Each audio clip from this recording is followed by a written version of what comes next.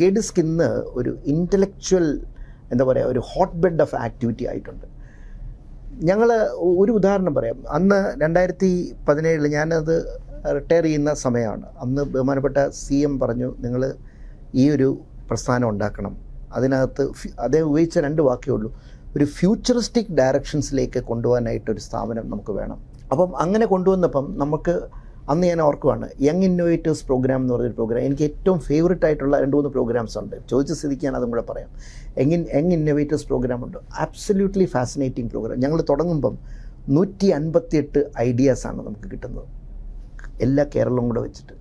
ഇന്ന് 18-ന് ശേഷം അത് വളർന്ന് 2.5 ലക്ഷം ഐഡിയാസിലേക്ക് നമ്മുടെ കുട്ടികൾ തരികയാണ്. അതിൽ ചിലതൊക്കെ എടുത്ത് പേറ്റൻ്റാക്കി.